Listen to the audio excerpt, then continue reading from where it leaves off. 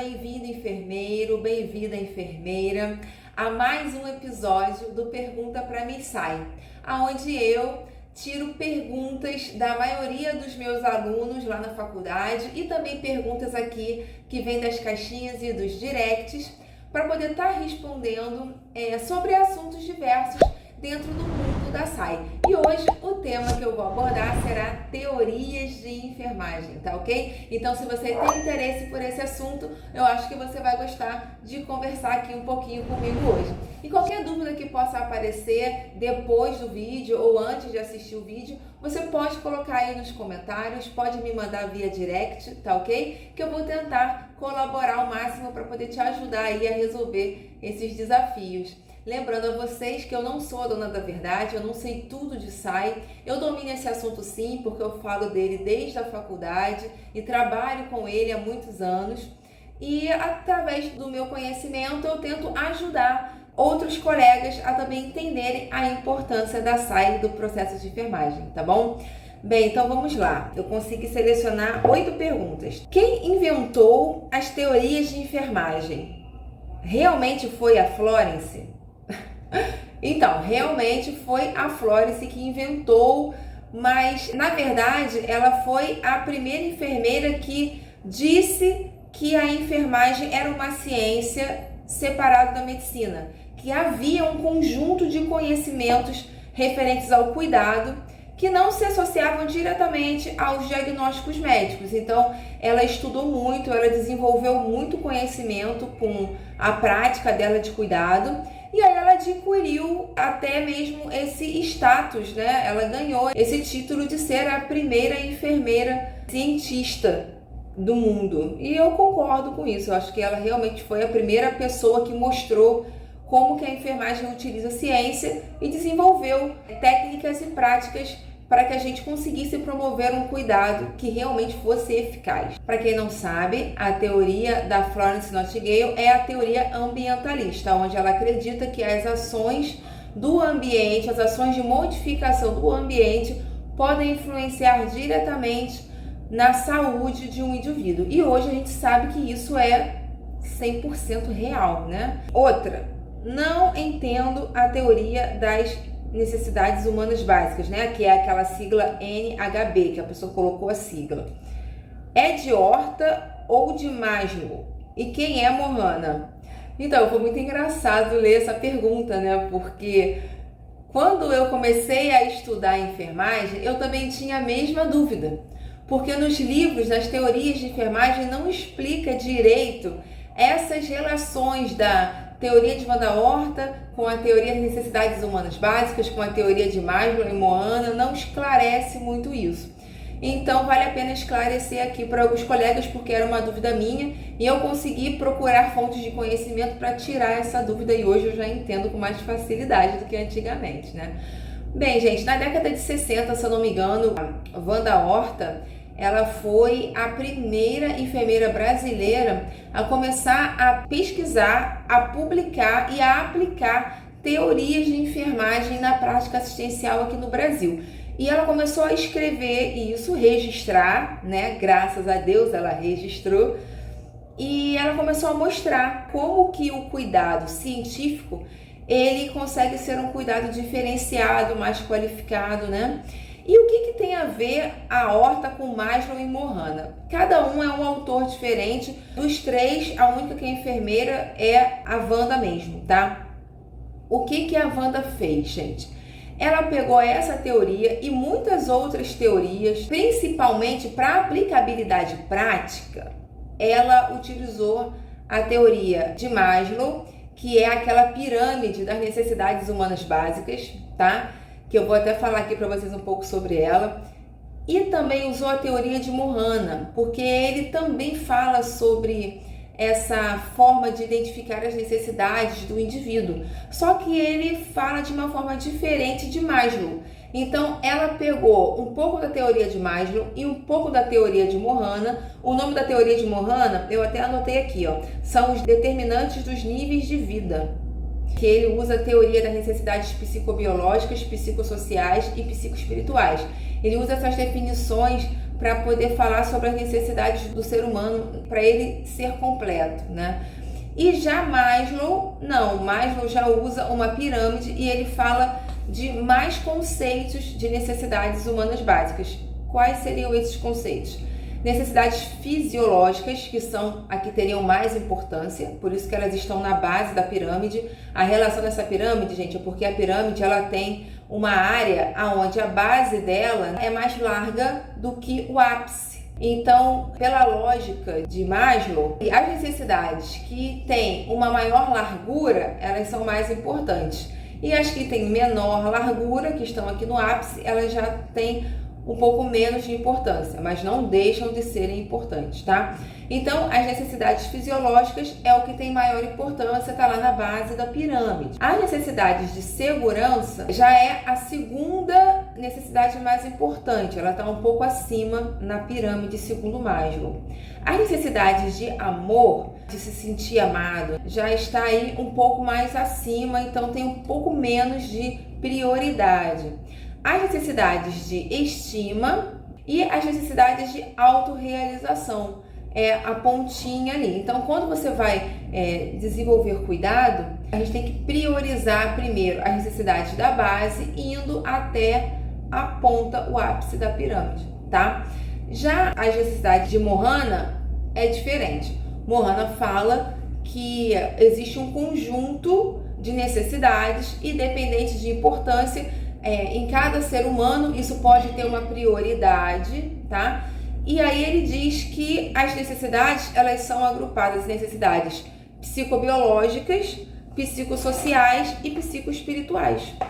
E aí eu vou falar um pouquinho para vocês nos pilares das necessidades de Mohana, como é que foi que Wanda Horta fez esse roteiro de investigação, porque a gente tem que lembrar que as teorias de enfermagem, elas servem principalmente para nortear os nossos cuidados e também para nos ensinar a investigar o paciente, a enxergar esse paciente, ou a situação, ou a família, ou a comunidade. O que são metaparadigmas? Então, gente, metaparadigmas são um conjunto de elementos que todos os teoristas de enfermagem enxergaram importância para serem estudados. E a pessoa ainda pergunta assim, isso serve para quê? Então, quais são esses elementos que os teoristas de enfermagem, eles decidiram estudar e dizer que são elementos importantes, fundamentais para a enfermagem enquanto ciência? São 4. O paciente, o ambiente, a saúde e a própria enfermagem, tá bom? Então, toda vez que você for ler sobre teorias de enfermagem, você vai perceber que sempre terão esses elementos sendo discutidos e estudados. Como é que esse teorista enxerga o paciente? Como é que esse teorista enxerga o conceito de saúde? Como que o teorista enxerga a enfermagem propriamente dita? E como que esse teorista enxerga o ambiente onde esse paciente está e aonde é exercido esse cuidado? É de suma importância quando você vai escolher uma teoria de enfermagem. Por quê? Inclusive, essa é até a próxima pergunta. Como escolher uma teoria de enfermagem? Então, quando o enfermeiro ele vai escolher uma teoria de enfermagem, gente, ele escolhe avaliando este cenário. Ele estuda, ele analisa esses elementos na prática dele. Ele observa o perfil do paciente, ele descreve qual é o ambiente em que ele vai exercer a enfermagem. É a atenção básica? É uma maternidade? É um CTI? É uma clínica médica? Percebam que cada ambiente vai influenciar diretamente no perfil desta clientela e também na conduta da enfermagem, né? Como que essa enfermagem vai atuar. E aí você também precisa analisar justamente como a enfermagem vai atuar, tá? E qual seria o conceito de saúde? O que é saúde? É não ter doença? O que é saúde? É estar feliz? É estar bem consigo mesmo? Saúde é você estar interagindo bem com o ambiente onde você vive? Então, esses conceitos, desses elementos, são importantes para o enfermeiro para ele poder pesquisar qual teoria mais se parece com a visão dele. Porque não adianta a gente querer só escolher uma teoria de enfermagem e aplicar, achar que vai aplicar essa teoria. Às vezes, quando você estuda a teoria, você percebe que ela não tem nada a ver com o seu ponto de vista. Você não acredita ou não concorda, né, muito com o que uma teorista está falando. Então você precisa pesquisar, gente. Só escolher uma teoria não é o suficiente. Eu vou escolher a teoria de Wanda Guiaorta, porque eu acho que ela é mais fácil. A forma ideal é você pensar nesses elementos da enfermagem, na sua prática, e ler um pouco das teoristas, né, para tentar enxergar quem se assemelha mais com você, com o seu ponto de vista, ou quem se assemelha mais com a assistência prestada à clientela, ou qual que vai se assemelhar mais ao ambiente. Tem teoristas que são boas para você trabalhar na emergência, como teoria do alcance de metas, que é a teoria da Imogen King. Eu já apliquei essa teoria nas emergências da época que eu trabalhei na Secretaria Estadual de Saúde. Já teve outras propostas de a gente trabalhar nas maternidades a teoria do autocuidado, que o indivíduo precisa ser capaz de cuidar de si, e a enfermagem ela só entra para dar suporte se necessário. Então, cada teoria ela vai se adaptar para uma realidade, para um perfil de ambiente, para um perfil de cliente, para o seu perfil, para a sua atuação de enfermagem, tá? É mais ou menos assim que eu ajudo os gestores a escolherem as teorias de enfermagem, tá? E sempre explico para eles o seguinte: não adianta você escolher sozinho, porque quem vai prestar essa assistência são os enfermeiros da ponta. Então a gente precisa trazer esses enfermeiros, conscientizar esses enfermeiros, preparar esses enfermeiros, ouvir esses enfermeiros e construir com eles reflexões sobre as teorias de enfermagem, para que eles entendam a importância de aplicar uma teoria e como que ela pode ser voltada para a realidade deles. Porque a teoria, gente, ela, como o próprio nome fala, ela é uma teoria. Ela é aquela prática perfeita, naquelas informações pesadas, complexas, né? É aquela filosofia do cuidado. Mas na prática é diferente. Na prática você vai ter que desenvolver estratégias de agilidade para a coleta de dados com a teorista, formas de pensar que precisam ser ágeis, né? Então você precisa praticar aquilo, pensar no modelo mental da teorista e aplicar no processo de enfermagem para poder escrever de acordo com a forma que você está pensando, né? Então não dá para eu falar que eu uso a teoria de Oren, de autocuidado, e lá na coleta de dados você está utilizando um instrumento que é baseado nas necessidades humanas básicas. Então isso não pode acontecer. Você tem que coletar dados de acordo com a proposta da teoria. E você tem que estudar a teoria, você tem que se debruçar na teoria, você tem que pensar mentalmente como esta teorista. Senão você não vai estar usando corretamente, né, aquele modelo científico para exercer cuidado. Por que é importante escolher uma teoria também, gente? Porque a teoria de enfermagem ela vai embasar toda a SAI dessa assistência. Você vai escolher ferramentas de avaliação, que são os modelos que você vai utilizar da SAI, baseado numa teoria. Você vai utilizar o processo de enfermagem baseado nessa teoria. Quando você for fazer os instrumentos de POP, ou as normas assistenciais, o manual, o regimento, tudo vai estar falando baseado na teoria que você está pensando, né? Os instrumentos de registro do processo de enfermagem. Você pode usar mais de uma teoria, tá? Então, você, para poder organizar os serviços de enfermagem, né, que é a SAI propriamente dita, você precisa pensar numa teoria que vai dar ali todo o alicerce estrutural da SAI e do processo de enfermagem, né?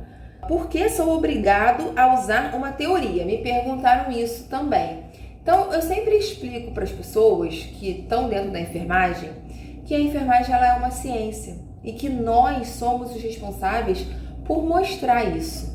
Nós que temos que valorizar a nossa ciência, o nosso conjunto de conhecimentos, porque se a gente não mostra que nós somos cientistas, que nós pensamos, que nós fazemos um raciocínio clínico, que nós fazemos julgamento clínico, ninguém vai dar valor a gente enquanto ciência, né? Então isso é um ponto muito negativo. A gente precisa estar sempre mostrando isso, assim como as outras profissões mostram, né? Os outros doutores da saúde, eles mostram a sua ciência. A fisioterapia mostra a sua ciência, a nutrição, a medicina, a fonoaudiologia, a medicina holística, todas elas mostram a sua ciência. E a enfermagem não vai mostrar? Então, por que não vai mostrar? Você não acha que a enfermagem tem um corpo de conhecimentos importante e diferenciado? Sem a enfermagem, não há cuidado. O cuidado completo, né? Que eu quero dizer, outros profissionais também cuidam, mas nós somos a base do cuidado. É a enfermagem que tem o olhar holístico. Somos nós que olhamos o todo, o completo. Nós olhamos a questão alimentar, a questão fisiológica, a questão motora, a questão psicológica, a questão emocional, a questão social. É ou não é verdade? Nós somos quem tem esse olhar completo. Inclusive, esperam isso da gente. Esperam que nós tenhamos esse olhar completo para poder estar dando informações para as outras categorias profissionais, tá? Para os outros profissionais da equipe multi. Então, é para isso que serve uma teoria, sabe? E você é obrigado a usar uma teoria sim.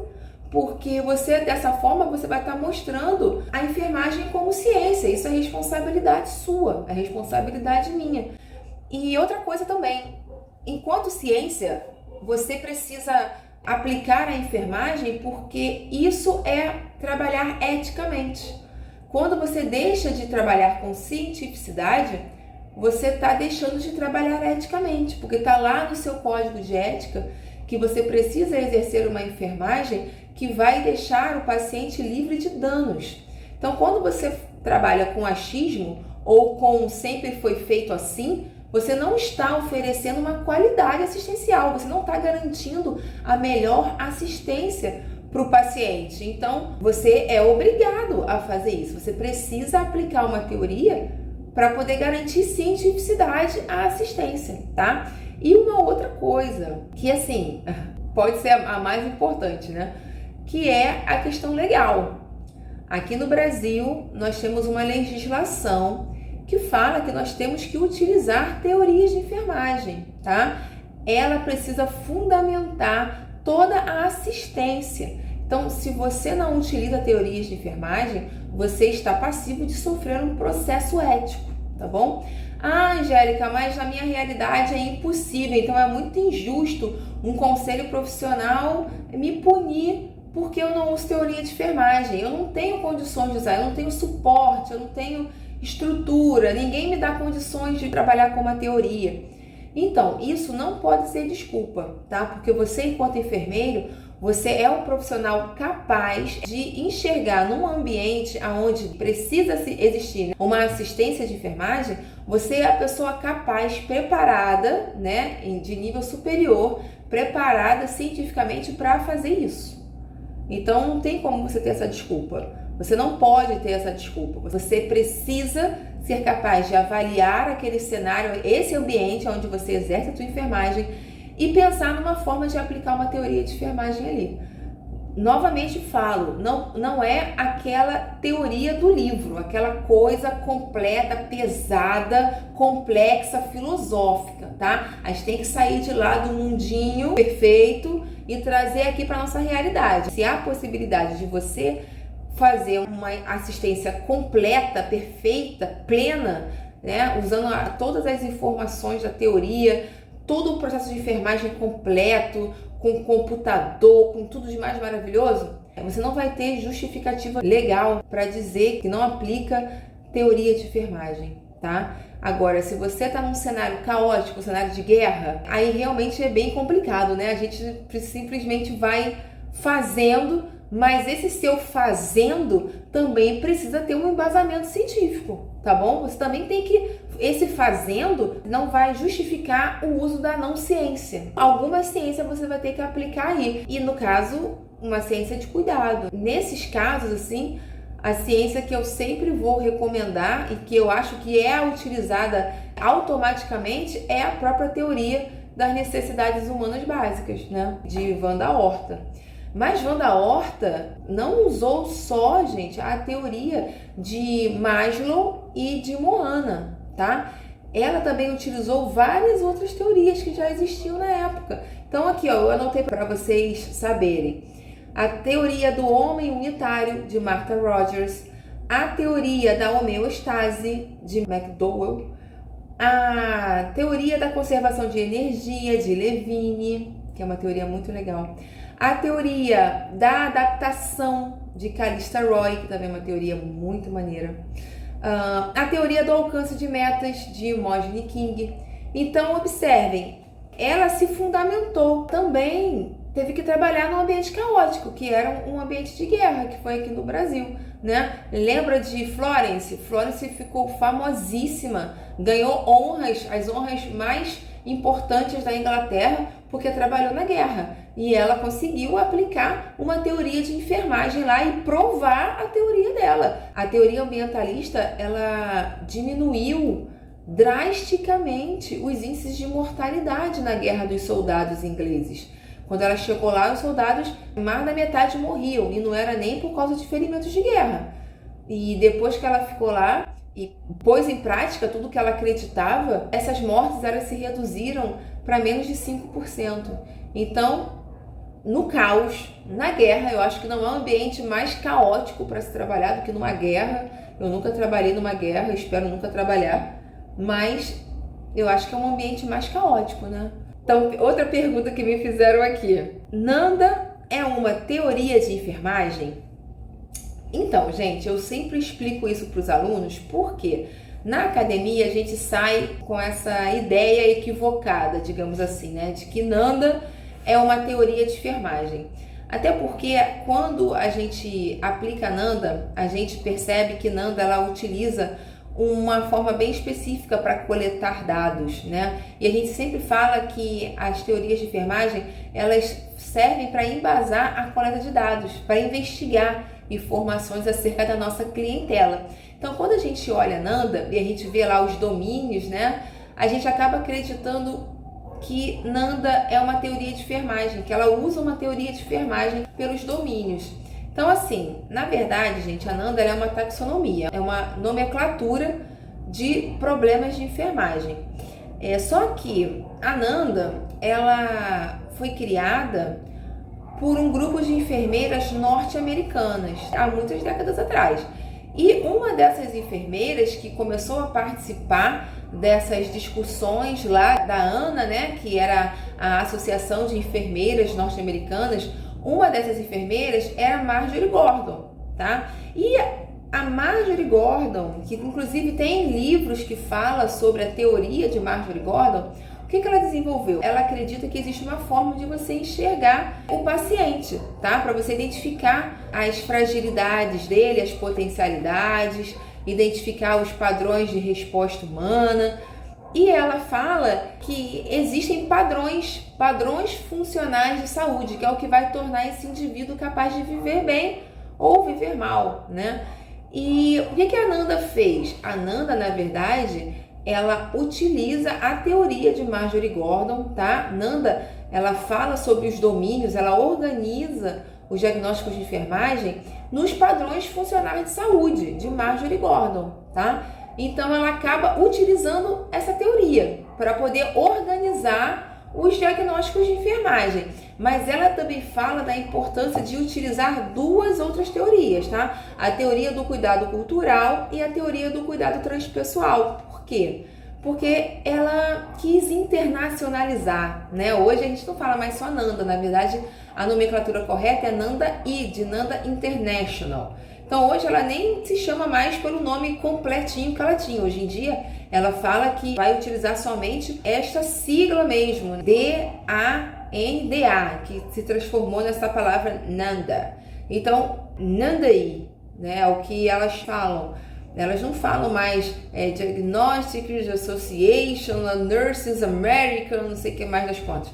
Elas não falam mais assim. Essa taxonomia ela só é conhecida agora como Nanda-I. E elas também desenvolveram outras taxonomias, que a taxonomia da Nanda acabou virando um conjunto, né? Que é Nanda, Nock e Nick, porque elas perceberam que não valia a pena só falar sobre os problemas de enfermagem. Você também precisava traçar intervenções e também precisava desenvolver uma avaliação de antes e pós-assistência. Então, o NOC é justamente isso, são os resultados esperados. É uma proposta de resultados esperados e indicadores para você poder ser capaz de avaliar esses resultados. Então, você avalia o paciente antes e avalia depois. Então, só para que vocês entendam mais ou menos aí. E o NIC são um conjunto, uma coletânea de intervenções, tá? Então, hoje é taxonomia NNN, que agora você já sabe, que é Nanda NOC NIC, ou a Nanda I, tá? E ela não é uma teoria de enfermagem, tá bom? Ela é uma taxonomia, uma forma de nós entendermos e escrevermos a nossa assistência de enfermagem. Algumas informações importantes, algumas condutas importantes e algumas avaliações, né, que são importantes para a gente enquanto enfermeiro. Outra pergunta aqui: o que é julgamento clínico e o que é raciocínio clínico? Então, o pessoal fala muito isso, né? Mas fala muito e confunde muito também. Então, assim, de uma forma bem prática, porque eu durante muito tempo também confundia muito, sabe? Eu lia muita publicação científica, muito artigo tentando explicar isso e, assim, era muito difícil de entender, porque é algo muito subjetivo. Então, o que eu ensino para os meus alunos, né? O resumo do resumo resumindo. O julgamento clínico, ele é a capacidade que o enfermeiro tem de identificar um problema e resolver. Tá? Isso é um julgamento clínico. Você enxerga sinais e sintomas no teu paciente ou na família ou numa comunidade, tá? Você identifica ali sinais e sintomas, coisas que eles estão te mostrando, que para você pode ser uma coisa boa ou uma coisa ruim, tá? Independe disso. Mas digamos que seja uma coisa ruim. Quando você enxerga isso, você é capaz de ver que isso é um problema. Ou de ver que isso é algo que o enfermeiro precisa intervir de alguma forma. Então isso é um julgamento clínico. Você é capaz de fazer isso. E isso você só faz com a experiência, com a prática. Então a gente percebe, o que eu li nos artigos, nas publicações, é que conforme o enfermeiro vai ficando maduro, vai evoluindo na assistência, né, vai ficando mais experiente, ele tem mais facilidade de fazer isso. E quando que enfermeiros recém-formados vão ter mais dificuldade. E isso é normal, né, gente? É previsível você ter um pouco de dificuldade nesse início para fazer um julgamento clínico. Você vai enxergar vários sintomas no paciente e você vai levar um tempo para perceber, porque você às vezes tem um receio de até de estar fazendo errado, né? Isso é muito comum, aconteceu comigo. E acontece até hoje, às vezes, só que com a prática a gente vai ficando mais seguro do que está fazendo. Por exemplo, eu tenho um paciente que ele está muito calado, ele está com um semblante de tristeza, ele está muito choroso e ele está com uma questão situacional, ele vai passar por uma cirurgia. Então, assim, essa coletânea de sintomas que você está enxergando nele pode te levar a concluir um diagnóstico de enfermagem. Você pode definir, julgar que ele está com um problema. E que problema poderia ser esse? Ansiedade, por exemplo.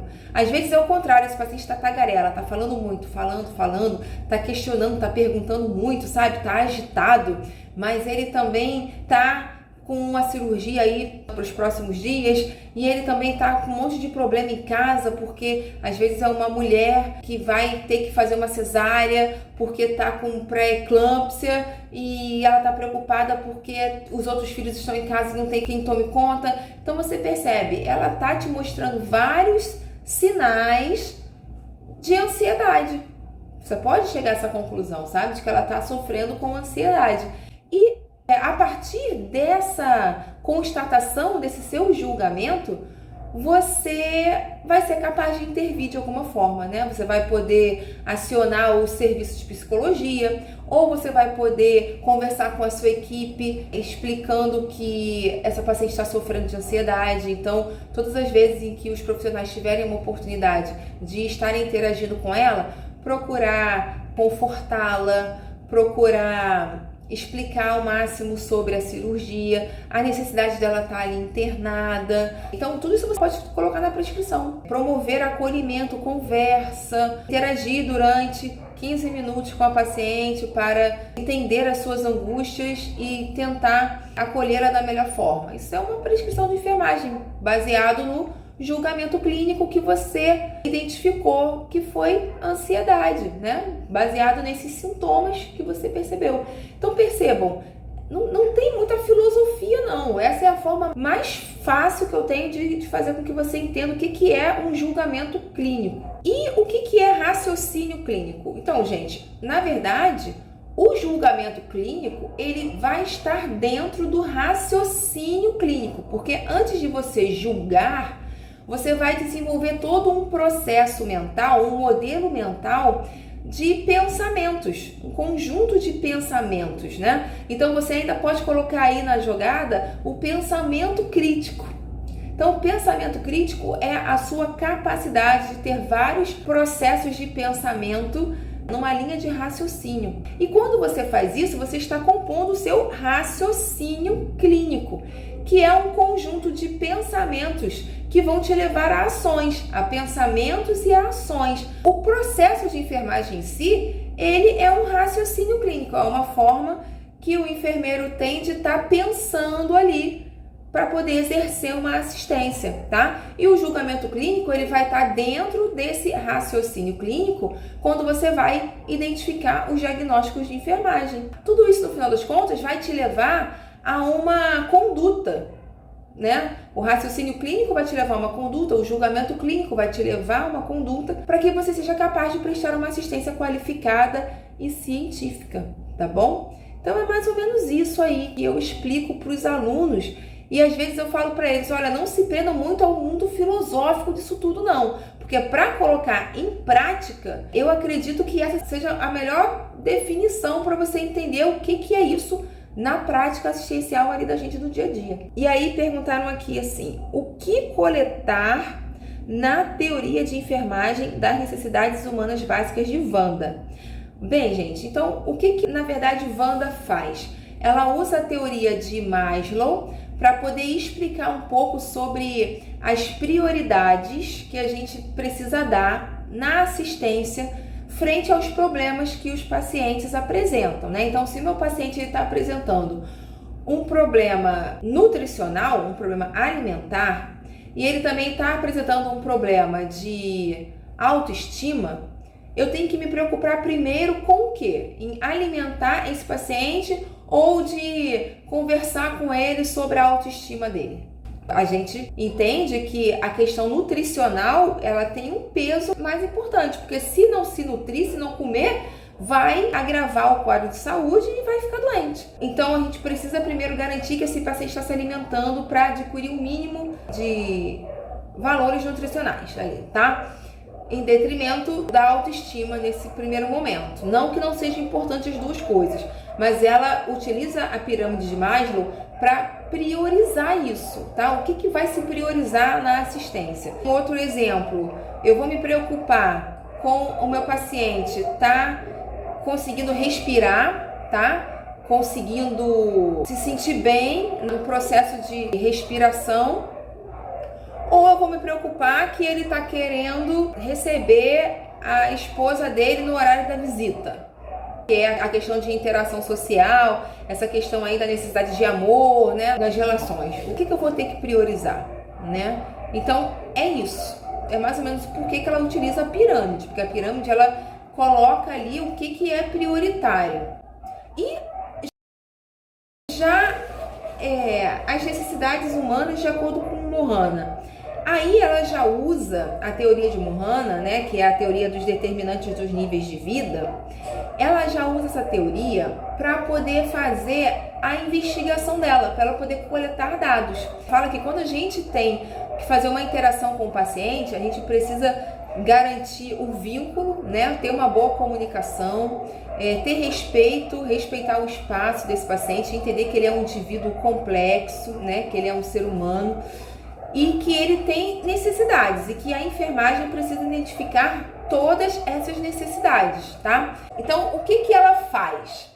Ela faz um roteiro de investigação baseado nas necessidades psicobiológicas, psicossociais e psicoespirituais, tá? Então, quando a gente fala de necessidades psicobiológicas, o que ela fala que a gente tem que investigar? A gente tem que investigar as necessidades de oxigenação primeiro, depois hidratação, depois nutrição, e aí vem eliminação, sono e repouso, exercícios e atividades físicas, sexualidade, necessidades de abrigo. Então você já percebe que tem uma questão aí de segurança, né? Já tá meio que subindo aí nas necessidades humanas de Maslow. Necessidade de mecânica corporal e mobilidade, cuidado corporal, cuidado de integridade cutâneo-mucosa, cuidado na integridade física, cuidado nas necessidades de regulação. E aí você tem nessa necessidade regulação térmica, regulação hormonal, regulação neurológica, regulação hidrossalina,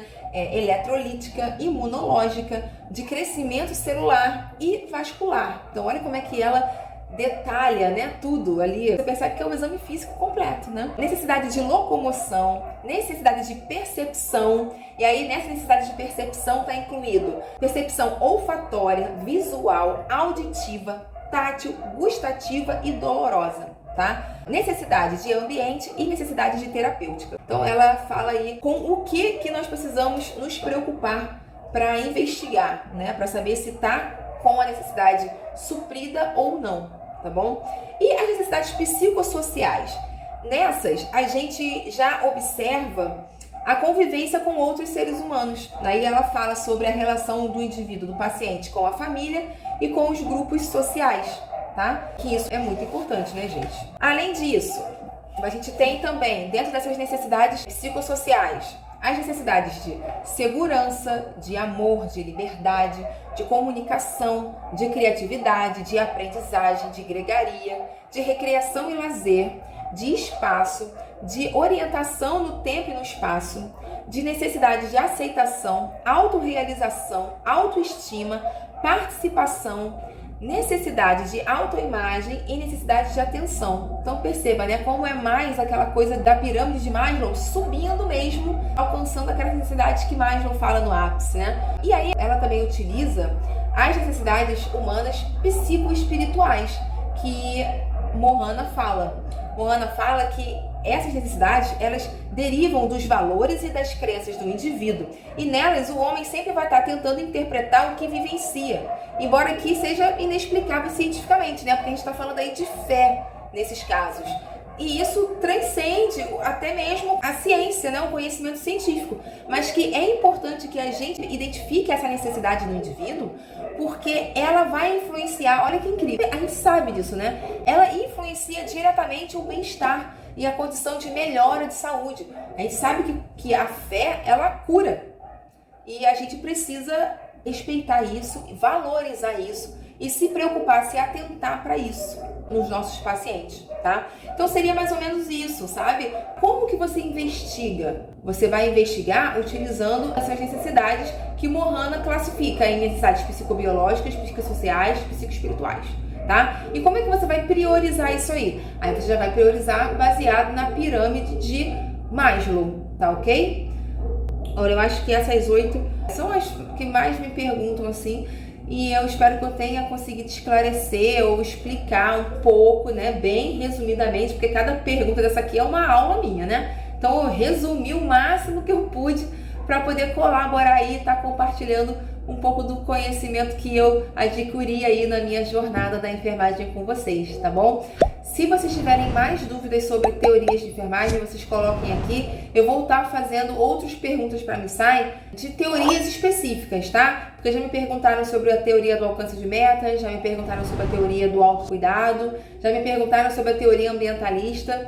E eu vou tentar fazer uma pergunta para a Missai, levantando as perguntas que mais me fazem para tentar estar conversando com vocês sobre essas teoristas também, tá ok? Então espero que vocês tenham gostado e até o próximo Pergunta para Missai. Tchau, tchau.